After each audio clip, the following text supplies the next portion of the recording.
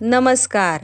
आषाढी एकादशीच्या तुम्हा सर्वांना खूप खूप शुभेच्छा. आज आपण बनवतोय उपवासाचा प्रोटीन आणि फायबर रिच वडा. त्यासाठी लागणारं साहित्य: 1 वाटी शेंगदाणा कूट, अर्धी वाटी उकडलेले रताळे, अर्धी वाटी उकडलेला लाल भोपळा, आले आणि हिरवी मिरची, चवीनुसार मीठ आणि शेवटी साजूक तूप. सगळ्यात आधी मी मिरची आणि आलं पाणी न घालता ओबडधोबड वाटून घेत आहे. आणि आता इथे आपण घेत आहे हा 3 वाट्या भिजवलेला साबुदाणा. तुम्ही बघू शकता हा मसा मोकळा मी भिजवून घेतलेला आहे. आता एका मोठ्या परातीत भिजवलेला साबुदाणा, उकडलेले रताळे, उकडलेला लाल भोपळा, शेंगदाण्याचा कूट, चवीनुसार मीठ आणि आलं मिरचीची पेस्ट जे आपण ओबडधोबड पाणी न घालता वाटून घेतली आहे ती चवीप्रमाणे आपण त्यात घालणार आहे आणि हे सगळं मिश्रण एकजीव करून घेणार आहे. रताळे आणि लाल भोपळा यामुळे वड्याला अप्रतिम चव तर येतेच, पण सोबत भरपूर फायबर आणि प्रोटीन पण मिळते. आपल्या शरीरासाठी चांगलं अन्न आणि मनासाठी विठ्ठलाचं नाव यापेक्षा मोठा उपवास तो कोणता? चला तर मग विठ्ठल विठ्ठल विठ्ठल म्हणत आपण हे पीठ छान मळून घेऊया.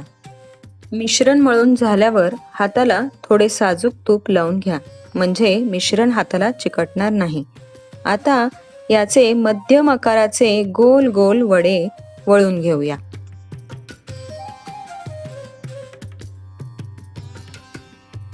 हे असे दाखवल्याप्रमाणे मी बाकीचे वडे पण वळून घेते. हे जे आपण साहित्य घेतलेलं आहे, ह्या एवढ्या साहित्यामध्ये साधारणपणे या मध्यम आकाराचे 20 ते 22 वडे तयार होतात.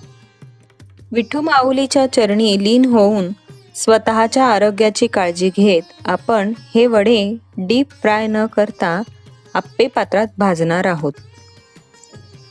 विठ्ठल रुक्मिणीचा ध्यास आणि भक्तीचा गोडवा, जसे विठ्ठलाच्या नामात साधेपणा आहे तसेच या रेसिपीमध्ये साधेपणा आणि आरोग्य जपले आहे. आप्पे पात्रातील प्रत्येक खाचांमध्ये आपण थोडे थोडे साजूक तूप सोडून हे वडे मंद आचेवर सर्व बाजूंनी छान सोनेरी आणि कुरकुरीत होईपर्यंत शेकून घ्यायचे आहेत. तुम्हाला गरज वाटल्यास तुम्ही वरतून परत एकदा तुपाची धार सोडू शकता आणि मंद आचेवरच आपल्याला हे वडे भाजून घ्यायचे. साधारणपणे 15 मिनिटामध्ये हे वडे भाजून तयार होतात. तुम्ही बघू शकता बाहेरून मस्त क्रिस्पी आणि आतून अगदी सॉफ्ट असे आपले प्रोटीन आणि फायबर रिच आषाढी एकादशीचे वडे तयार आहेत. हे तुम्ही ताजे दही किंवा उपवासाच्या चटणीसोबत सर्व करू शकता. या आषाढी एकादशीला ही पौष्टिक रेसिपी नक्की ट्राय करा आणि कशी वाटली ते कमेंटमध्ये नक्की सांगा. आणि रेसिपी आवडली असेल तर व्हिडिओला लाईक करा, शेअर करा आणि आमच्या चॅनलला सबस्क्राईब करा. धन्यवाद.